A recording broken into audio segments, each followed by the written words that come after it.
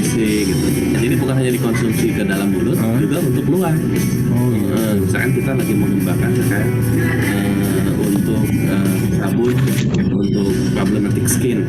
Jadi kalau punya masalah dengan apa namanya kulit, ya juga bisa pakai propolis.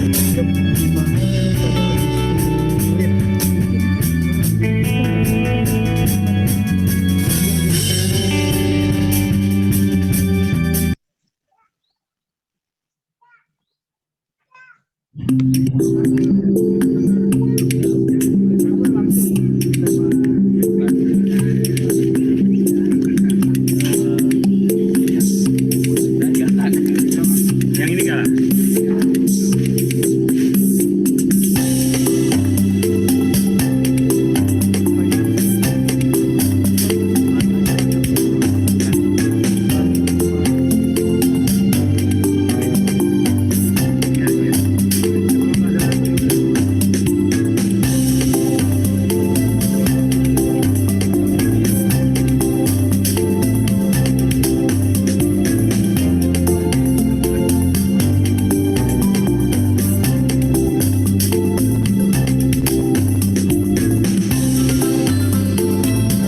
Lagi penelitian protein itu beda antara proteinnya yang dikandung oleh si trigona sama madu yang lain itu beda gitu.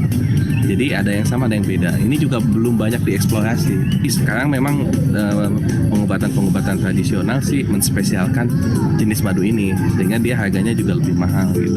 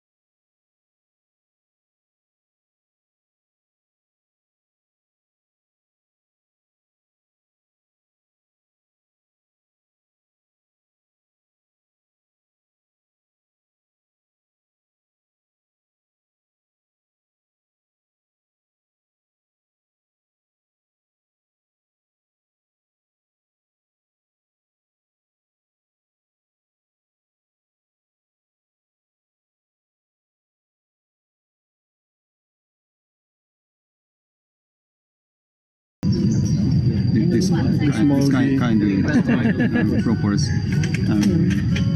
I have from Sara the components. So we need to study the components.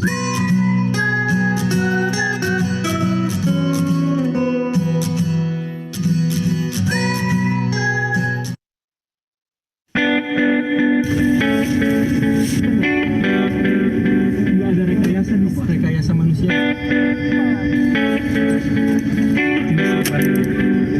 Seperti apa lebahnya? Ini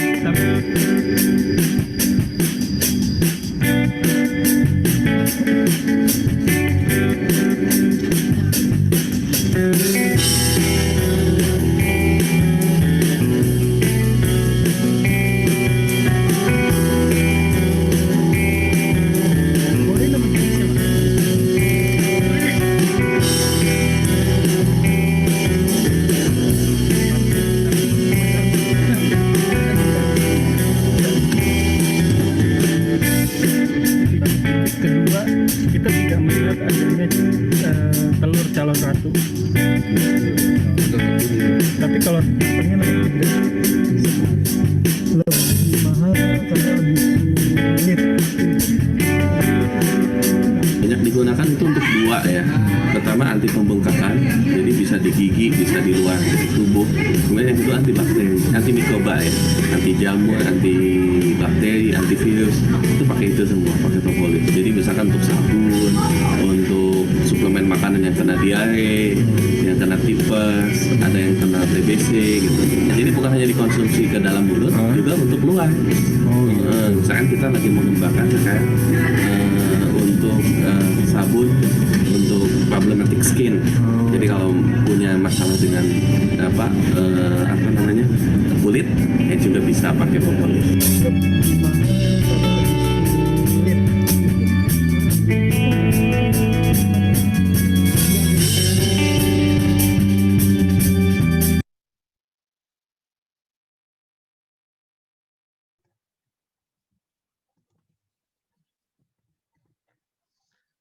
Selamat pagi para peserta serial workshop pemanfaatan lebah dan sampah untuk ekonomi rumah tangga yang berkelanjutan.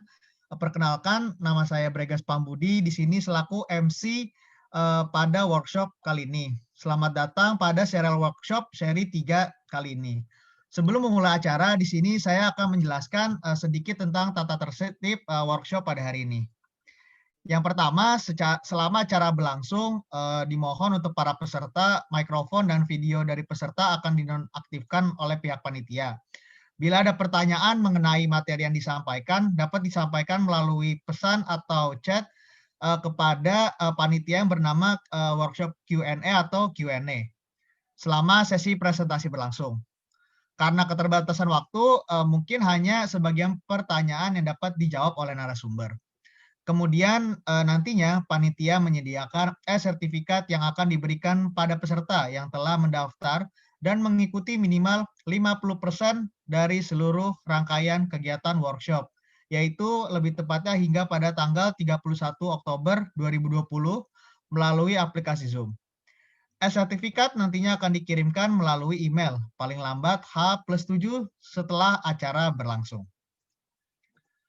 Untuk mempersingkat acara, di sini nantinya akan dimoderatori oleh Bu Afriyati Putrika. Untuk mempersingkat waktu, dipersilahkan kepada Bu Afriyati. Waktu dan tempat dipersilahkan.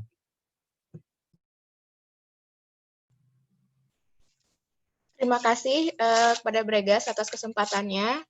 Selamat pagi Bapak Ibu, saudara-saudara semua. Assalamualaikum warahmatullahi wabarakatuh. Sekali lagi saya mengucapkan selamat datang di serial workshop pemanfaatan lebah dan sampah untuk ekonomi rumah tangga yang berkelanjutan. Untuk hari ini kita akan membahas mengenai pangan sehat dari lebah dan tanamannya yang akan dibawakan oleh Ibu April. Setelah di serial yang sebelumnya kita sudah lebih dahulu mengetahui tentang lebah itu seperti apa, kemudian kita tahu ada urban bee, ya, kemudian kita juga sudah mengenali tanaman pakan yang berguna untuk lebah itu tanaman apa saja, dan juga kemarin terakhir kita sudah juga mengetahui produk-produk yang bisa dihasilkan oleh lebah dan manfaatnya seperti apa. Dan sekarang kita akan coba membahas mengenai pangan sehat yang berasal dari lebah itu apa saja macamnya ya. Baik, sebelum dimulai oleh Ibu April, sekarang saya akan membacakan CV terlebih dahulu. Pembicara kita kali ini adalah Dr. Aprilia Cahya. Beliau adalah dosen dari Fakultas Teknik ya, Universitas Indonesia. Latar belakang akademiknya di sini S1 dari IPB, Teknologi Pangan tahun 2009, kemudian melanjutkan S2 di Universitas Okayama, Chemical and Biotechnology tahun 2016, dan S3-nya juga di Universitas Okayama, Medical Bioengineering 2019. Beliau juga sudah mempunyai pengalaman sebagai auditor halal BP POM MUI, ya ini keren sekali. Kemudian pengajar bahasa Indonesia untuk klub komunitas pecinta Indonesia di Okayama.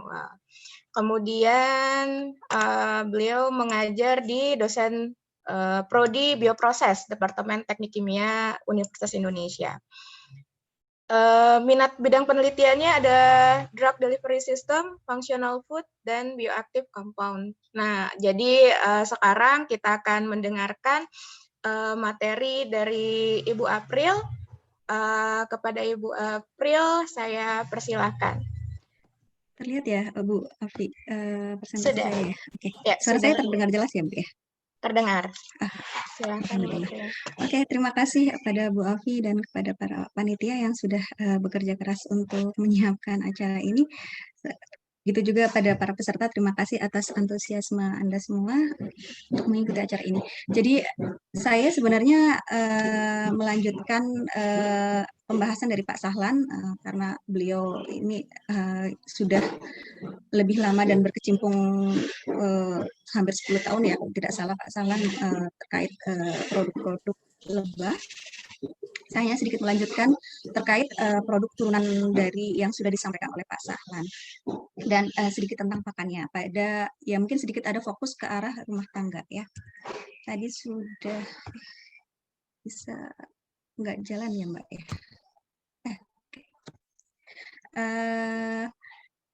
Jadi tadi sudah disampaikan oleh Bu Afi, saya persingkat saja. Jadi memang untuk lebah perlebahan ini saya masih newbie lah ya, seperti lebah baru. Jadi masih sangat newbie untuk bidang perlebahan, tapi saya coba untuk sedikit memberikan apa yang bisa saya berikan. Dahulu apa namanya, saya baru pulang tahun 2019 ke Indonesia. Jadi di Okayama, tempat saya menemani suami studi sekaligus bersekolah juga, ini daerahnya sangat apa ya namanya subur ya, karena dia di lembah gitu. Jadi saya teringat kalau misalnya berbicara tentang lebah ini, saya teringat masa saya studi di Okayama ini, karena Okayama ini terkenal juga sebagai penghasil buah-buahan ya, seperti anggur muskat yang warnanya hijau gitu, kemudian apa namanya peach atau buah persik ya. Jadi dan apa ini menjadi komoditas yang sangat diandalkan oleh Okayama gitu. Nah, jadi di sini semoga nanti ada sedikit yang bisa saya berikan dari pengalaman-pengalaman juga ketika saya tinggal di sana. Oke, jadi kemarin di awal waktu sudah dapat banyak penjelasan ya untuk yang sesi 1, sesi 2, kemudian di sana ada Pak Kenny yang sudah menjelaskan tentang sejarah dan apa biologi perlebahan gitu ya. Kemudian ada Pak Jerry yang menceritakan tentang apa namanya urban bee, bagaimana untuk diaplikasikan, kemudian dilanjutkan oleh Pak Yogi terkait vegetasinya atau pakan untuk lebahnya, dan kemarin terakhir oleh Pak Sahlan ya sebagai produk-produknya. Jadi kalau dari apa ya namanya yang sudah dijelaskan semuanya oleh para pembicara sebelumnya, lebah ini memang sangat penting ya. Dia termasuk adalah insek atau serangga terpenting di muka bumi ini, karena memang tidak hanya menghasilkan produk-produk yang luar biasa ya, produk-produknya ini tidak hanya pada apa namanya, pada madu atau royal jelly dan sebagainya, tapi juga fungsinya untuk polinasi ini. Jadi dengan adanya lebah ini, maka kita bisa memakan atau memperoleh makanan yang mutunya baik ataupun beragam gitu, dan juga semakin apa ya namanya, produktivitasnya meningkat gitu. Jadi kalau misalnya tidak ada lebah mungkin kita bisa terjadi kelaparan gitu, karena memang produktivitas suatu produk pangan itu sangat meningkat ketika ada lebah gitu. Jadi mungkin nanti kalau Bapak Ibu ada melakukan urban bee ini sekaligus menanam ini, maka diharapkan ya ini apa saling sinergis ya, jadi bisa memperoleh hasil produknya dari lebah, sekaligus juga akan ada peningkatan panennya, hasil panennya gitu. Oke ya, jadi ini singkat saja, mungkin nanti bisa dibaca juga dari slide yang akan diberikan nanti setelahnya. Jadi fakta-fakta yang sangat luar biasa dari lebah ini. Jadi karena saya sebagai Muslim, mungkin juga sudah para pembicara sebelumnya sudah menyatakan tentang pentingnya lebah ini. Jadi sebagai ini dalam Al-Quran sendiri memang selain sudah disebutkan di surat An-Nahl ayat 68-69 ini terkait sarang-sarangnya, pembuatan sarangnya sendiri menjadi poin di Al-Quran, kemudian ditambahkan tentang apa-apa yang keluar dari perut lebah, yaitu madu ini. Nah, di sisi lain ada juga kita bisa mengcapture atau menyoroti bahwa Allah memberikan ada surat An-Nahl gitu khusus ya, surat khusus tentang lebah ini jadi juga sebagai suatu tanda luar biasa manfaatnya lebah ini ya bagi kehidupan manusia. Oke. Kemudian outline hari ini mungkin tentang produk-produk lebah, kemudian sedikit tentang produk pangan dan minuman, produk kesehatan, dan dilanjutkan dengan produk perawatan kulit dan kosmetik. Ini biasanya yang menarik buat ibu-ibu seperti saya. Oke. Jadi produk lebah ini sudah banyak ya kemarin disampaikan oleh Pak Sahlan, ini sedikit direview saja. Ada bee pollen, royal jelly, kemudian ada madu, lilin, propolis, dan venom. Jadi bee pollen dan royal jelly berasal dari pollen, kemudian madu dan lilin yang berasal dari nektar, kemudian propolis yang berasal dari resin. Kemudian juga ketika menyengat, lebah ini juga memberikan venom ya, venom yang punya fungsi yang banyak juga begitu. Oke, jadi luar biasa sekali ya, semuanya bisa dipakai, mau yang menyakitkan sekalipun bisa kita manfaatkan. Oke, kemudian pasar global produk lebah yang saya dapatkan datanya sebagian besar adalah fokus pada pangan dan minuman gitu, food and beverage. Kemudian ada pertanian ya tadi polinator itu sendiri, dan mungkin beberapa aplikasi dari produk lebah sendiri, kemudian kesehatan, kosmetik, kemudian ini chemical and paints, zat kimia dan pewarna, ini mungkin tidak dibahas di sini, dan yang lain-lain. Ya, jadi yang dibahas ada yang 3 tadi sementara ini.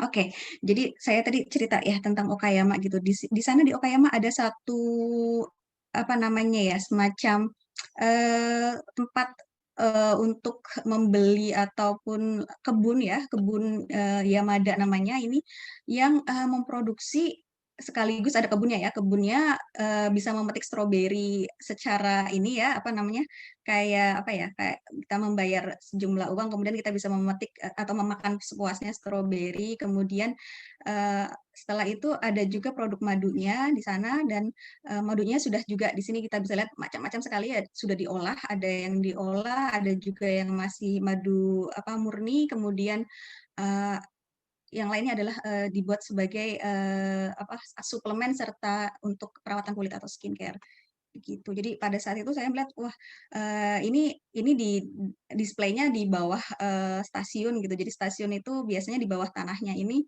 banyak terdapat toko-toko kecil yang atau toko-toko display lah ya yang menjajakan produk-produk lokal gitu.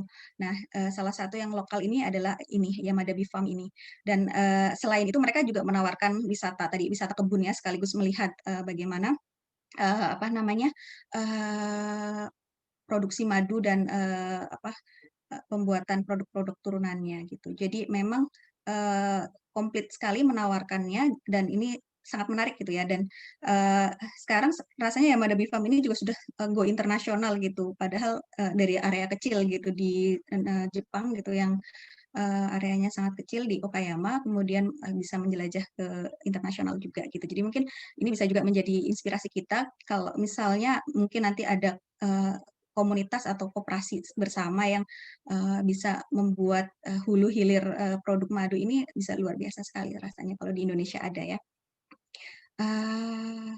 Kemudian produk pangannya biasanya produk pangan yang sering digunakan dari produk lebah ini adalah yang berasal dari madu, royal jelly, kemudian bee pollen. Jadi yang pertama mungkin madu ya. Jadi madu yang jadi produk utama lebah ya, karena memang kalau kita ngomong lebah kayaknya memang langsung ingatnya madu, kemudian apa namanya banyak sekali digunakan gitu untuk pemanis, untuk langsung dimakan juga atau untuk banyak hal gitu. Jadi memang madu ini untuk produk pangan dan minuman ini merupakan bahan yang paling banyak digunakan. Oke, jadi memang apa namanya madu ini di Indonesia sudah ada standarnya rasanya untuk SNI-nya ya. Jadi memang kalau kita ingin mungkin menjual atau komersialisasi madu dan sebagainya, kalau ingin produknya lebih terpercaya, mungkin kayak kemarin yang sudah disampaikan oleh Pak Sahlan terkait Manuka Honey ya, Pak, atau belum ya?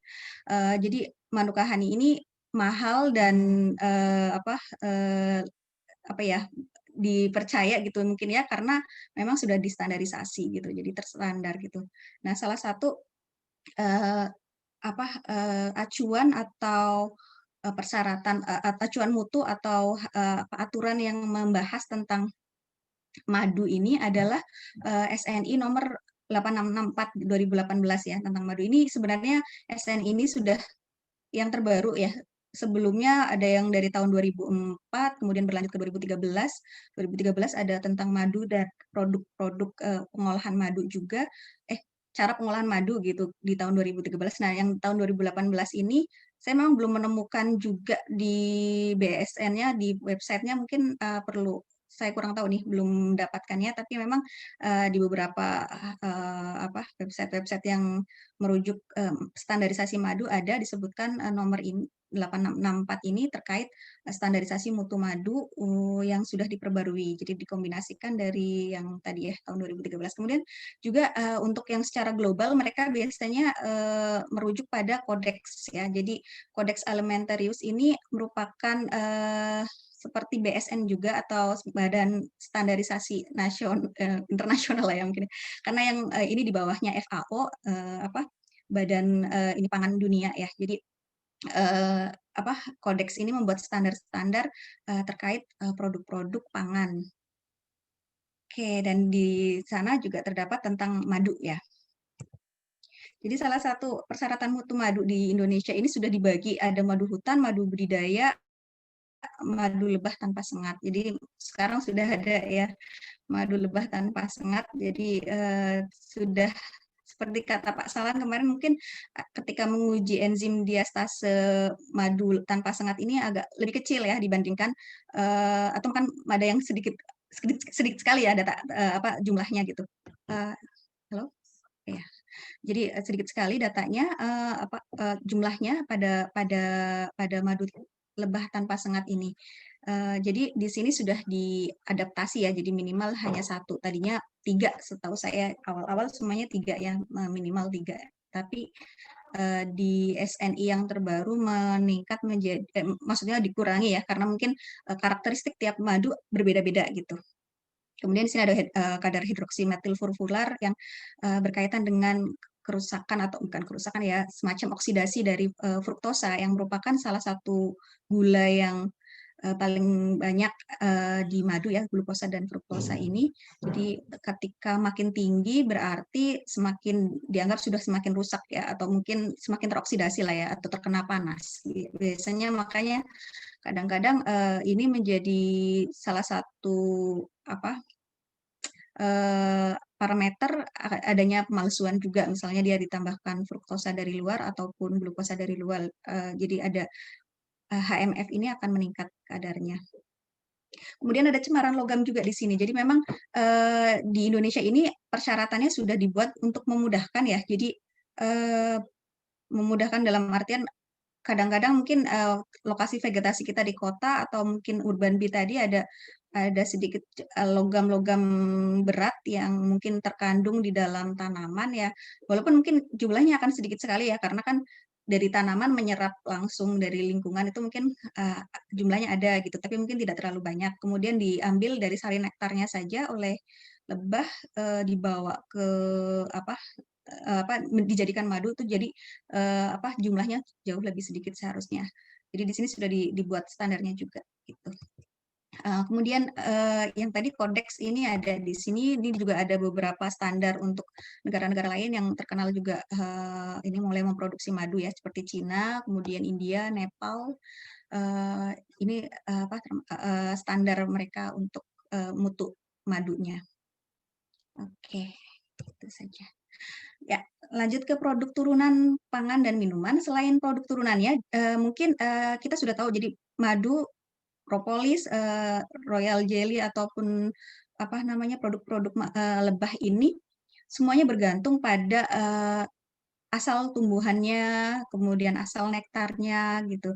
Jadi ketika kita menggunakan asal tumbuhan atau asal nektar yang berbeda, ini akan menghasilkan variasi yang sangat banyak sekali gitu. Dan di salah satu di Yamada Bee Farm tadi ini ada madu yang dibuat dalam bentuk kecil-kecil ya, jadi di plastik gitu. Kalau nggak salah, salah satu mahasiswa Pak Sahlan juga ada yang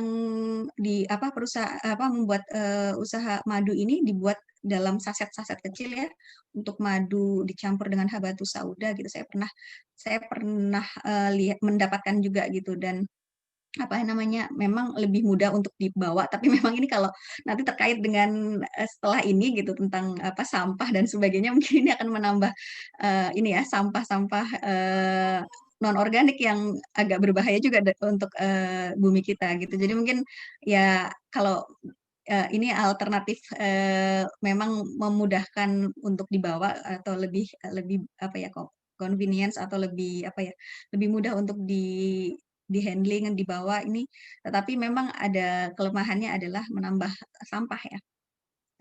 Begitu. Jadi ini dibuat variasi, ada yang variasi terang dan variasi madu-madu yang warnanya gelap gitu. Gitu. Kemudian yang kedua ada salah satunya ada madu bubuk ya. Ini madu bubuk juga di luar negeri sudah mulai banyak memang diproduksi ya. Jadi karena tadi mungkin madu itu kan kental dan lengket gitu ya. Jadi karakteristik ini agak sulit untuk di-handling atau ditangani gitu, karena misalnya produksi roti atau mungkin minuman dan sebagainya untuk pencampuran biasanya memang lebih memudahkan ketika semuanya berbentuk bubuk gitu. Jadi ketika bentuknya powder atau bubuk itu lebih memudahkan, tapi memang pasti ada kekurangannya. Zat-zat aktifnya akan banyak berkurang ketika sudah dibentuk menjadi bubuk ini. Gitu. Oke. Jadi ini ya, jadi sebagai pengganti gula kristal atau gula bubuk. Oke, kemudian sedikit tentang pangan fungsional gini. Di Indonesia ini ada istilah pangan fungsional juga yang bisa mengatur bagaimana kita memberikan statement terkait adanya pangan yang mempunyai zat aktif gitu. Jadi kalau di Jepang ya sangat terkenal ya, ada namanya Foshu. Jadi pangan khusus untuk kesehatan khusus gitu, misalnya untuk food for specific health use kalau nggak salah ya.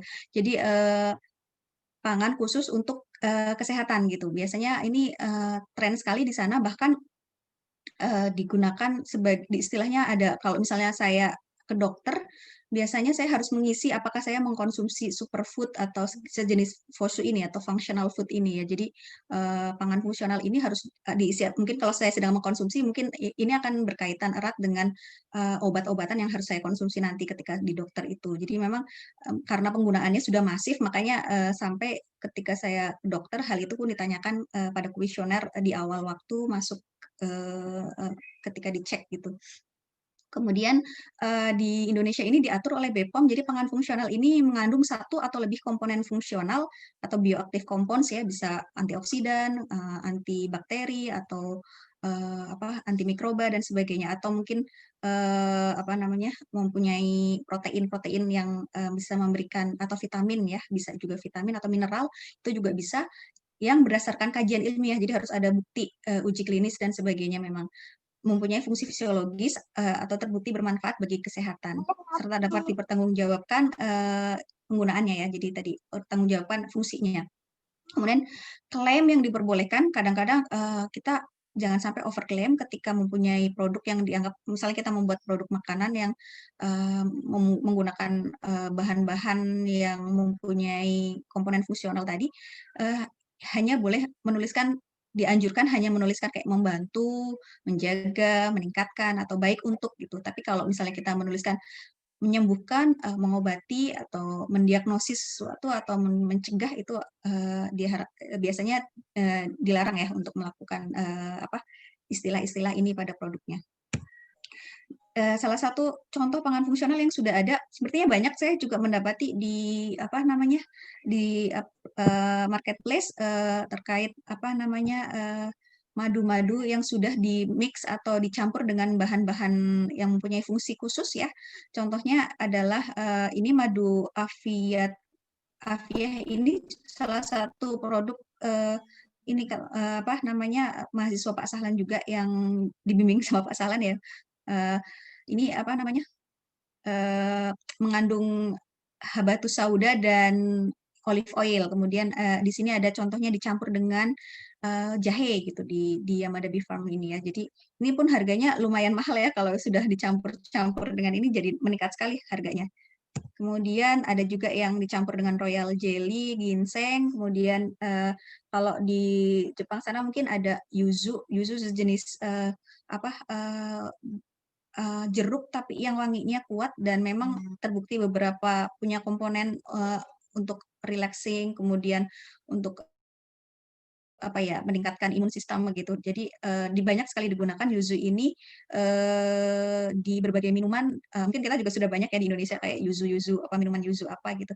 Nah, Indonesia sendiri punya banyak sekali rasanya jenis-jenis jeruk-jeruk yang juga bisa memberikan komponen ini nantinya gitu. Jadi kita mungkin sulit untuk menggunakan yuzu karena mungkin itu bukan merupakan vegetasi lokal kita gitu, tapi kita bisa menggunakan banyak sekali jenis jeruk-jeruk yang ada dari negara kita gitu. Terus kemudian tadi ya karena kita tadi sekalian dengan vegetasinya ada juga kita bisa menggunakan produk dari lebah ataupun dari vegetasi kita yang ada di tanaman di belakang rumah kita ini sebagai bumbu instan gitu. Jadi sekarang mungkin kayaknya banyak sekali ya untuk di rumah tangga mungkin level ini akan sangat selain untuk sendiri saya bisa ngerasa untuk sendiri itu sangat penting juga ya kadang-kadang kalau kita sibuk atau ingin segera cepat memasak kalau sudah ada bumbu yang tersedia sangat mudah gitu mempermudah kerja kita. Nah, ini juga bisa menjadi alternatif untuk produksi home produksi gitu atau produksi rumah tangga terkait penggunaan madu ataupun bumbu-bumbu yang kita tanam sebagai pakan lebah gitu. Jadi kita bisa menanam tanaman-tanaman untuk pakan lebah, tetapi sekaligus juga bisa memanen bumbu-bumbunya kayak serai, kemudian kunyit ataupun jahe, kemudian daun ketumbar dan ketumbarnya bisa diambil juga gitu dan daunnya juga banyak sekali digunakan. Kemudian macam-macam ya cabai gitu kemarin sudah banyak ya untuk vegetasi sudah disampaikan oleh Pak Yogi. Jadi kita bisa mengkombinasikan hal itu. Bahkan kayaknya sekarang sering kan kalau kita ini madu ini bisa untuk barbeque atau bumbu apa. Nah, itu bisa juga jadi alternatif ketika Anda mungkin ingin memulai usaha rumahan yang berasal dari ini madu atau produk madu ataupun produk tanaman-tanamannya. Kemudian aneka makanan dan minuman ringan yang paling banyak saya temui ya, mungkin di sini ada banyak sekali ya, kalau madu ini memang banyak sekali penggunaannya.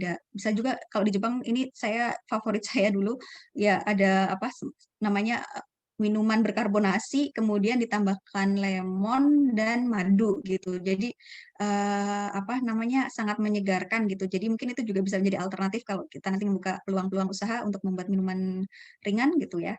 Kemudian ini yogurt yang dicampur dengan madu gitu ya. Jadi rasa manisnya hanya dari madu, kemudian dicampur dengan yogurt yang yogurt yang tidak ada rasa gitu ya, plain gitu. Kemudian ini soyjoy mungkin bisa menjadi inspirasi ya. Ini semacam soy bar atau mungkin fruit bar ya. Jadi produk pangan yang ini kayak berenergi instan ya, mungkin untuk misalnya kita sedang traveling atau mungkin kalau ada yang berangkat haji atau mungkin ada yang camping dan sebagainya, ini bisa menjadi salah satu solusi ya ketika produk-produkan yang berkaitan dengan ini soy bar ataupun fruit bar gitu. Jadi di sini kita bisa misalnya kita mempunyai tanaman kedelai, walaupun kedelai itu bukan tanaman lokal tapi sudah banyak mulai ditanam dengan mudah di Indonesia. Kemudian buah-buahan lokal juga bisa kita gunakan untuk membuat makanan bar seperti ini ditambah dengan madu gitu. Jadi ini bisa menjadi alternatif untuk produk-produk ini ya, yang instan untuk bisa dibawa kemana saja gitu. Kemudian di Jepang ini juga ada ini maaf saya banyak mengaitkan dengan produk-produk di Jepang karena memang saya melihat variasinya lebih banyak dan di kita belum ada. Jadi ini peluang besar sekali untuk kita menggunakan fungsi ini untuk kedepannya digunakan di Indonesia gitu. Jadi ada di sana kalau misalnya musim panas orang lebih mudah berkeringat, biasanya ada banyak permen-permen yang mengandung garam gitu. Jadi untuk agar ya seperti isotonik ya, jadi kayak mengembalikan mineral-mineral yang terbuang lewat keringat. Jadi mereka membuat permen-permen yang ada tambahan garamnya, dan salah satunya dengan ditambah madu dan garam. Kemudian kalau musim dingin biasanya orang cenderung sakit tenggorokan.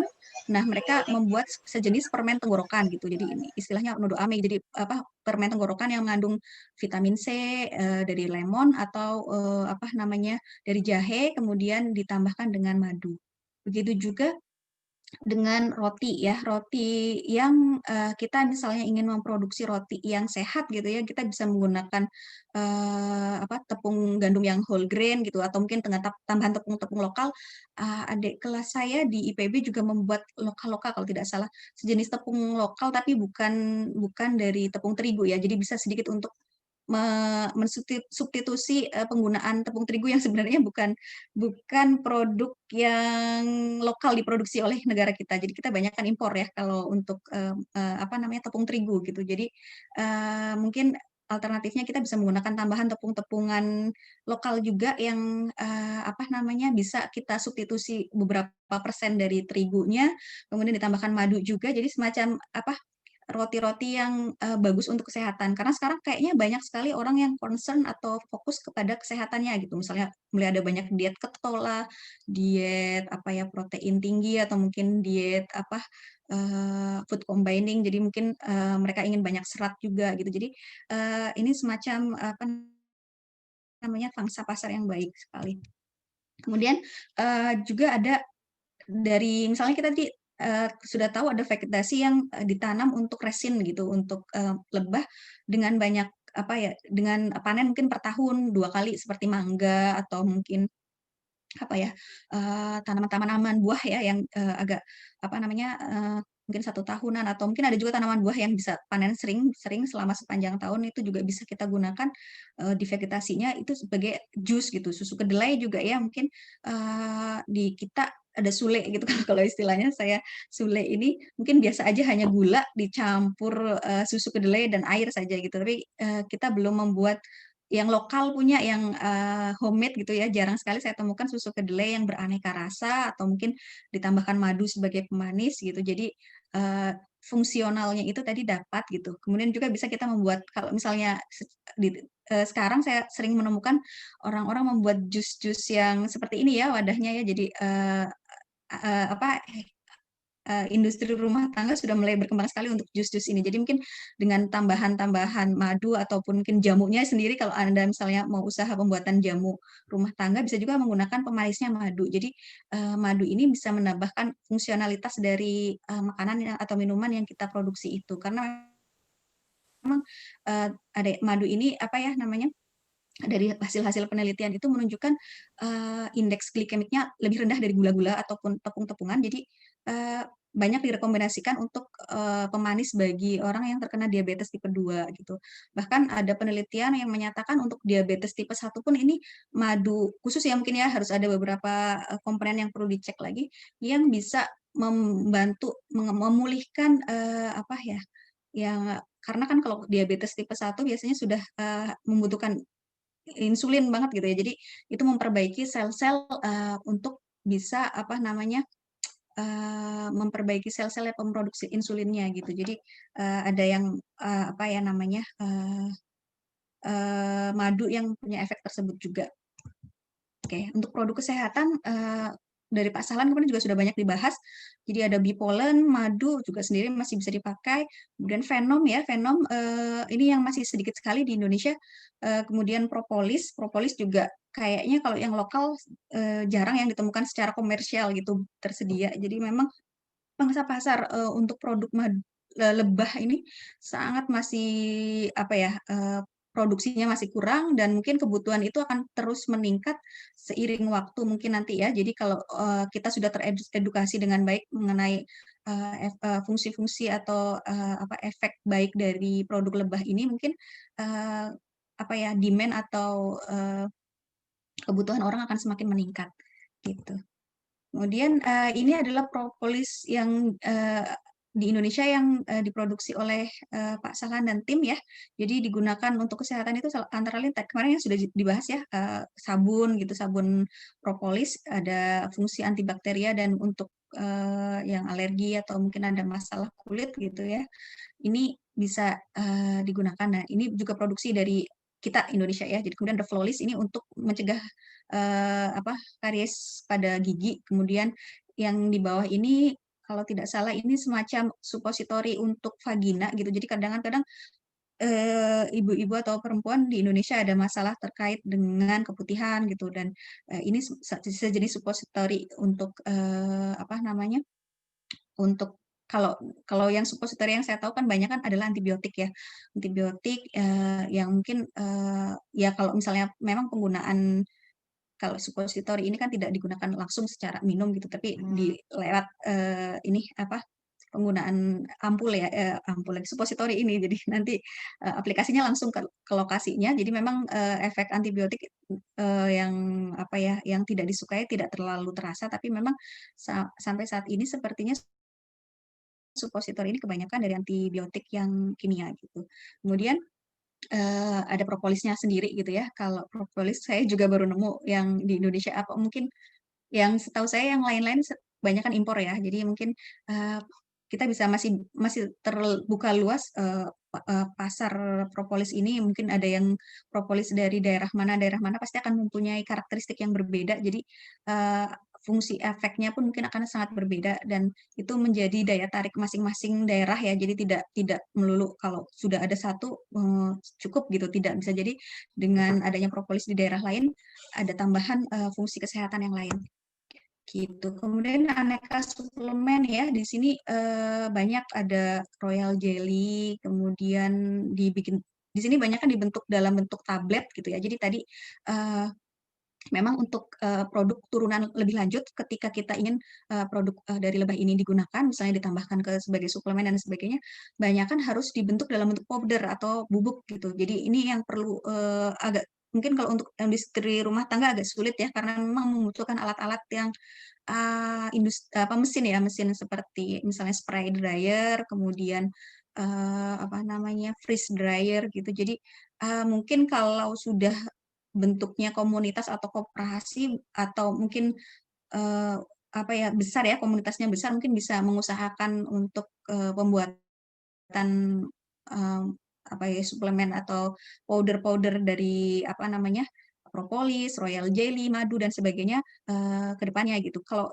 yang setahu saya juga saat ini Pak Salan dan tim sedang memproduksi propolis dalam bentuk powder gitu. Jadi yang nantinya diharapkan bisa digunakan untuk berbagai suplemen kesehatan ataupun pada bahan tambahan pangan gitu. Jadi lebih mudah digunakan ya ke depannya gitu. Jadi memang ini kendalanya untuk proses powdering ini yang harus digunakan dalam industri besar.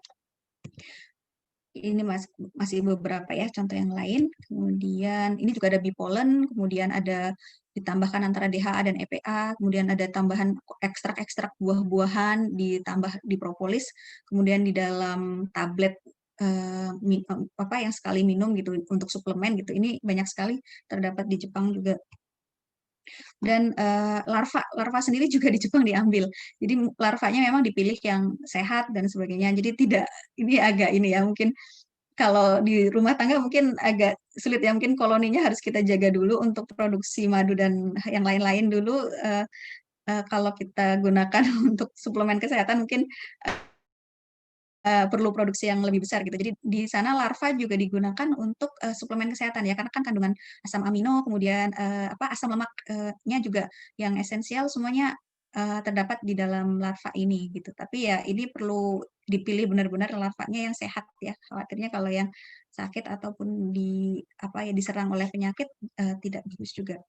Kemudian untuk aplikasi kesehatan tadi masih ada juga kayak untuk injeksi ini, tapi saya mungkin di Indonesia mungkin masih belum ya, saya kurang tahu, saya rasa belum ada mungkin untuk injeksi semacam Venom, kemudian ada juga Royal Jelly gitu. Kemudian ada salep khusus juga yang untuk menangani beberapa masalah kulit menggunakan propolis ataupun Royal Jelly gitu. Ini seperti ini menggunakan madu, royal jelly, propolis, ini sejenis salep ya. Jadi ini untuk kayak untuk antibakteri atau anti fungi jamur atau antivirus. Jadi kayak semacam kayak diletakkan di kaki mungkin ya, atau salep kaki untuk kadang-kadang kan kaki lebih mudah terkena banyak ini bakteri dan sebagainya. Atau untuk ini terbakar, kulit terbakar dan sebagainya ya. Oke, yang terakhir tentang produk perawatan kulit dan kosmetik. Jadi dari produk-produk lebay ini, bipolen, madu, venom, propolis, semua bisa dipakai. Termasuk adanya beeswax. Jadi tadi mungkin tidak terlalu banyak dibahas beeswax. Beeswax ini juga penggunaannya di kosmetik pasti kita sudah tahu ya, biasanya digunakan untuk semacam pelembab atau kayak body butter atau mungkin pelembab bibir seperti lip balm. Jadi salah satunya bisa royal jelly ini. Kan kita tahu ya, royal jelly ini makanan ratu, kemudian bagus untuk pertumbuhan ratu. Ratunya juga tahan lama hidupnya ya, 5 tahunan. Jadi itu semacam di sini ada anti agingnya ya. Jadi kita bisa mengambil ada anti aging ini yang biasanya disukai oleh para ibu-ibu, tidak mau terlihat tua. Jadi pasti mencari sesuatu produk yang bisa mencegah penuaan gitu, penuaan dini ini. Jadi royal jelly ini banyak digunakan untuk anti aging gitu. Dibuat serum gitu ya untuk anti aging juga. Kemudian Venomnya sendiri ini juga banyak ya digunakan untuk anti aging juga, kemudian untuk pelembab dan sebagainya. Ada saya membaca ada paper ini terkait Venom ini bisa menghilangkan keriput gitu, walaupun mekanismenya belum diketahui kenapa bisa menghilangkan keriput. Jadi banyak sekali ya fungsinya. Nah, ini saya baru menemukan ada satu produk Indonesia yang mengklaim menggunakan Venom ya. Saya tidak tahu sih, belum saya ini hanya share saja ya, tidak ada di endorse atau apapun. Ini hanya untuk pengetahuan, mungkin ada yang sudah mengklaim menggunakan Venom ini, dan apakah benar atau tidak saya kurang tahu, belum mencari lebih jelas gitu ya. Tapi ini menunjukkan bahwa pasar skincare di Indonesia itu sekarang terbuka luas untuk home produksi gitu.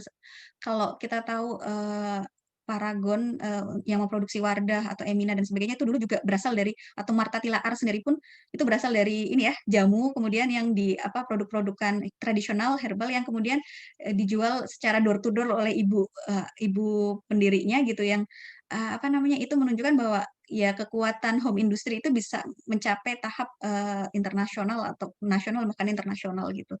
Jadi begitu ya. Sekarang banyak sekali brand-brand skincare yang berasal dari Indonesia lokal dan dipakai gitu dan disenangi oleh orang Indonesia juga gitu. Ya. Kemudian ini Bipollen juga banyak digunakan untuk skincare ya, untuk sebagai sama ya memberikan.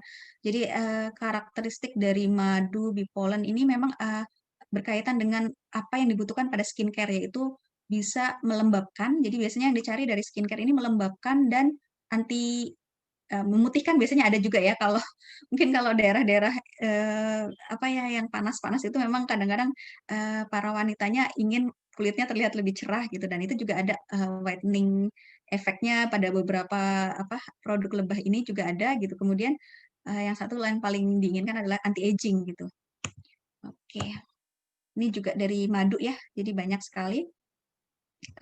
Madu apalagi, maksudnya madu luar biasa banyak sekali dipakai untuk skincare, bahkan kalaupun kita sendiri kayak misalnya bibir kering dan sebagainya menggunakan madu pun cukup ya dengan hanya satu, enggak tanpa tambahan-bahan lain gitu. Kemudian beeswax bisa digunakan pada bahan tambahan untuk membentuk lebih padat itu ya, jadi digunakan sebagai biasanya hand cream atau body butter gitu ya, itu biasanya menggunakan beeswax. Kemudian produk kosmetik. Jadi mungkin kalau bapak-bapak agak bingung ini kosmetik apa skincare, beda lagi. Ya jadi ibu-ibu ini pangsa pasar luar biasa untuk produk ya. Selain skincare ada kosmetik juga. Jadi kosmetik ini mungkin kayak kalau skincare ini fungsinya untuk menjaga kulitnya, untuk membuat kulit lebih sehat dan sebagainya. Kalau kosmetik ini menutup kalau ada kekurangan yang belum bisa dihilangkan dengan cepat gitu, kayak misalnya ada noda, flek atau sebagainya, biasanya digunakanlah kosmetik ini, gitu ya. Kemudian lipstik tadi dan sebagainya ini bisa diperoleh dari ini, ada propolis, lipstik propolis juga ya. Ini sejenis lip balm. Kemudian lipstiknya sendiri ada yang kalau vegan biasanya ada sekarang concern ke arah lipstik yang lebih natural dan sebagainya juga mulai digunakan. Oke, kemudian ada sedikit yang ingin saya tambahkan, ketika mungkin kita sudah berfokus untuk mengkomersialisasikan produk rumah tangga, mungkin ada baiknya kita memfokuskan diri juga pada beberapa tahap awal gitu, seperti kita melihat kondisi lingkungan untuk menjaga higienitas bahan gitu, kemudian kemasan, bagaimana kemasan-kemasan itu agar dijaga tetap higien, kemudian cara produksi dan sanitasi area produksi itu juga diperhatikan gitu ya. Karena kalau misalnya dikonsumsi oleh pribadi, kita mungkin bisa tahu dan sadar, oh ini harus segera habis, atau ini saya produksinya kemarin ada tambahan ini dan sebagainya. Kita bisa mengatur dengan mudah ya kalau kita hanya menggunakannya untuk diri sendiri. Tapi ketika kita ingin menjual atau mengkomersialisasikan, kita perlu memperhatikan ini produk harus dibawa ke area lain, kemudian bagaimana kerusakannya atau bahan-bahannya ini bagaimana, itu harus diperhatikan ya gitu. Kemudian cara produksi yang baik gitu, bisa pangan atau makanan, pangan olahan ataupun obat, ini juga kita harus perhatikan gitu. Kalau misalnya masih industri rumah tangga, mungkin aspek sanitasi yang paling diperhatikan ya, dan produksinya juga mungkin kalau misalnya nanti kita akan meningkat menjadi industri yang lebih besar lagi, biasanya ada syarat sertifikat CPOB, CPMB, CPPOB ini juga akan menjadi syarat ya untuk kita melakukan legalisasi gitu, atau memudahkan peningkatan produksi ini menjadi lebih luas lagi gitu ya. Nah ini biasanya akan sangat dibutuhkan. Kemudian standarisasi resep gitu. Jadi kalau sudah menemukan resep itu, kita perlu melakukan standarisasi nih, kira-kira bahan-bahan yang seperti apa yang agar mutunya terjaga gitu. Jadi kadang-kadang kalau industri rumah tangga mungkin kendalanya kadang-kadang pas ini bagus, besok bulan depan agak kurang bagus gitu. Jadi mungkin karena kurang distandarisasi di awal gitu. Apakah bahan-bahannya ataupun cara produksinya gitu. Tuh. Maaf. Oke, dari saya cukup. Kemudian yang satu lagi tadi tentang ini ya, mungkin perlu belajar terkait aspek legalitasnya. Jadi kalau misalnya awal-awal mungkin nggak perlu terlalu ini ya, ya kalau misalnya kita mau usaha, kita berusaha jualan dulu ke orang terdekat mungkin nggak masalah ya. Tapi ketika sudah mau membesar, aspek legalitas itu kita perlu perhatikan. Saran saya banyak mengikuti pelatihan-pelatihan yang diselenggarakan oleh Kemenperin atau badan-badan sertifikasi mungkin misalnya yang melakukan CSR. Biasanya banyak membantu UMKM untuk tahu aspek secara legalnya atau hukumnya gitu. Ya, dari saya terima kasih, cukup. Bu Afi, terima kasih. Kayaknya banyak sekali. Ya, terima kasih Bu April, pemaparannya yang sangat menarik sekali, terutama untuk ibu-ibu kayaknya ya. Ini kaitannya dengan makanan, kemudian skincare, dan kosmetik. Pasti banyak juga pertanyaan dari Bapak Ibu atau saudara-saudara terkait dengan pemaparan dari Bu April. Nah, kemudian selanjutnya kita akan lanjutkan dengan sesi diskusi. Nah, untuk sesi diskusi ini kita akan membagi menjadi beberapa sesi. Yang pertama, saya akan memberikan kesempatan untuk 3 orang penanya secara langsung bisa berdialog dengan Bu April. Kemudian setelah 3 orang penanya yang secara langsung itu, kita lihat ke forum diskusi ya yang ada di Q&A. Nanti mungkin akan dibantu oleh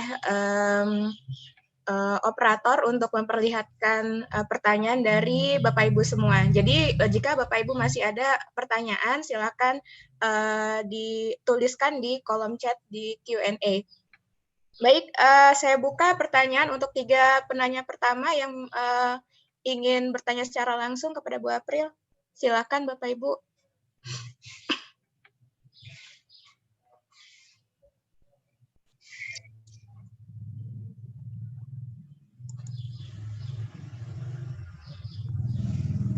Oke, mungkin sambil menunggu jika belum ada, kita ke pertanyaan yang ada di kolom chat dulu ya, Bu April.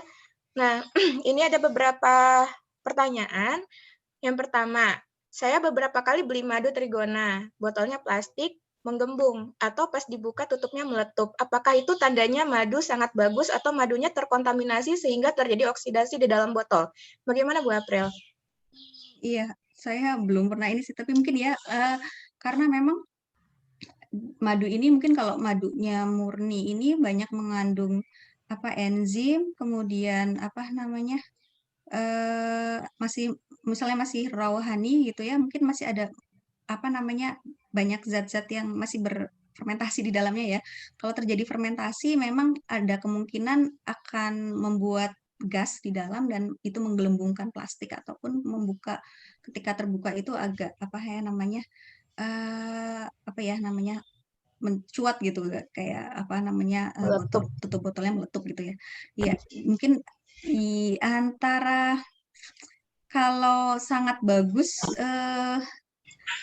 mungkin penyimpanannya agak perlu diperhatikan juga ya. Mungkin pas distribusinya juga agak ini ya. Mungkin kalau terjadi masih proses fermentasi masih terus berjalan, ini juga tidak terlalu bagus menurut saya ya. Kalau misalnya menunjukkan keaslian madu, saya tidak bisa menyatakan juga atau misalnya ini semakin bagus kalau semakin bergas gitu.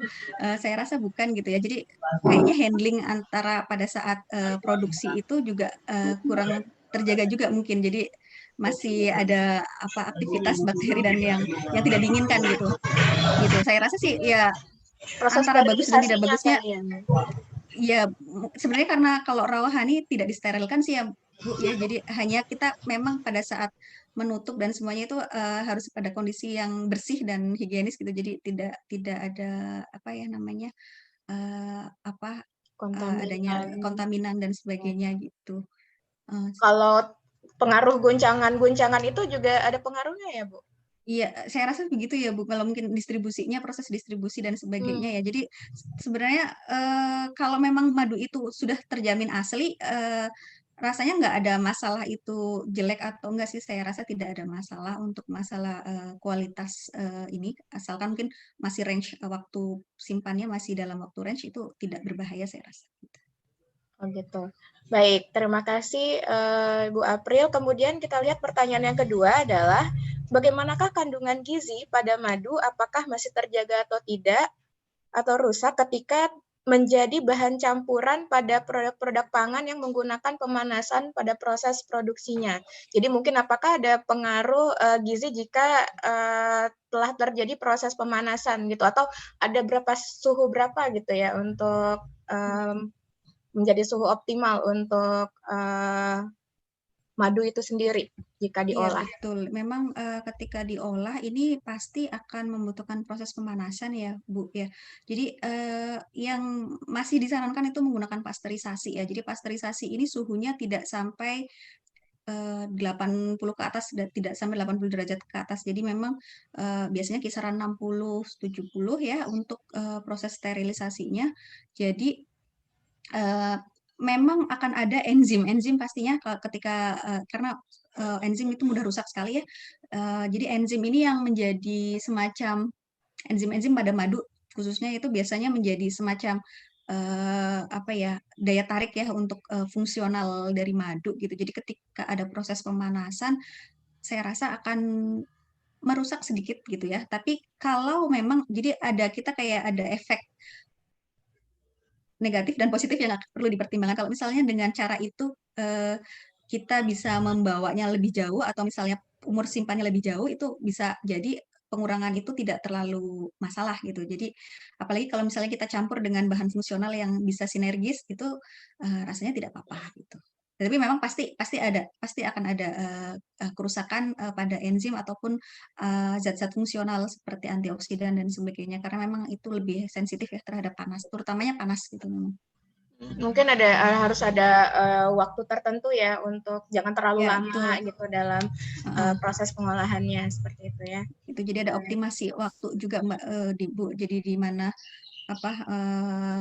bisa nanti mungkin bisa dilihat cara pengolahan atau sterilisasi yang baik tentang produk-produk misalnya madu atau produk-produk kesehatan ya yang mungkin mempunyai banyak bioaktif kompon itu perlu diperhatikan di situ. Jadi waktu dan sekaligus suhunya. Jadi dua kombinasi ini perlu diperhatikan. Ya, baik. Terima kasih Bu April. Kemudian yang pertanyaan ketiga adalah bagaimana cara mengolah bilarva untuk menjadi produk yang siap jual? Kemudian apakah sudah ada industri pengolah dari bahan bilarva ini di Indonesia?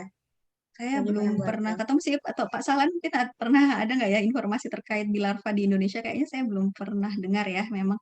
Tapi memang bilarva ini kemungkinan dikeringkan, jadi dikeringkan ya seperti kita mau membuat misalnya kaldu gitu kan, pasti ada proses pengeringan bahan-bahannya, jadi larvanya kita keringkan, baru kemudian dijadikan bubuk gitu biasanya. Jadi baru bisa dicampur dengan bahan-bahan lain gitu. Seperti mungkin kalau di Indonesia malah yang terkenal kalau pas kita ini demam berdarah itu ada cacing juga ya, pernah Oh iya, dijadikan ini kayak kapsul-kapsul obat gitu juga. kapsul gitu. Jadi bilarva ini biasanya kalau di Jepang itu dimasukkan ke kapsul juga karena memang Hmm. rasanya mungkin atau baunya ini agak strong gitu, jadi kuat, jadi mungkin agak sulit ini untuk diterima langsung di lidah gitu. Oke. Oke, baik. Terima kasih Mbak April. Ada lagi pertanyaan? Kemarin sudah banyak ini mungkin di Pak Salan lebih jelas. Ya, silakan. Iya, Ada silakan yang Bu. ingin bertanya, silakan Ibu. Iya, perkenalkan nama saya Nita. Sekarang Ya, kan banyak produk madu herbal ya Bu ya. iya Pak Bu. Itu madu herbal itu sebenarnya madu ditambah herbal kering aja atau herbalnya dicairkan dulu, terus untuk industri yang skala kecil gitu ya. Itu gimana bisa tahu komposisi herbal yang sesuai, terus juga apakah dia akan ada kontraindikasi ya. Jadi bisa bersinergis dengan madu gitu. Taunya itu bagaimana ya? Karena kan banyak sekali tuh sekarang. Kalau untuk ya betul Bu. Iya memang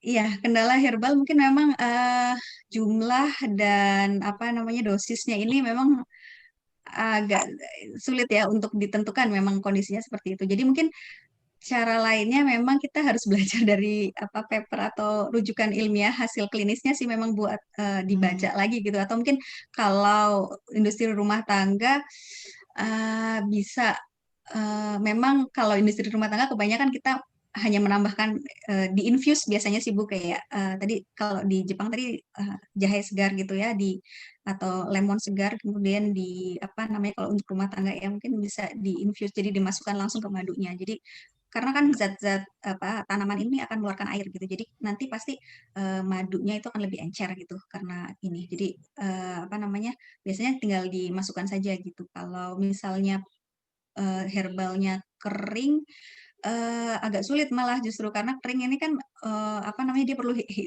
dihidrasi lagi gitu. Bisa juga sih, tapi mungkin agak butuh waktu lama untuk agar keluar zat-zat aktifnya, disimpan dulu dalam masa kurun waktu tertentu, diinfuse juga gitu. Itu bisa juga seperti itu. Karena memang kan apa namanya madu ini juga kayak punya humektan gitu ya, kayak melembabkan juga. Jadi mungkin lama-lama akan keluar juga sari-sarinya itu dalam waktu yang beberapa jangka waktu tertentu gitu. Tapi untuk industri rumah tangga untuk tahu dosis ini memang harus mengacu pada buku ataupun ini ya Bu ya, apa namanya hasil riset gitu. Tapi kalau saya rasa apa namanya karena herbal ini bioavailabilitasnya rendah sebenarnya agak kurang tinggi ya. Jadi ketika masuk ke tubuh memang apa namanya jumlah yang masuk ke dalam tubuh itu biasanya memang lebih sedikit gitu. Jadi tidak walaupun jumlahnya banyak tapi ketika masuk ke Mati.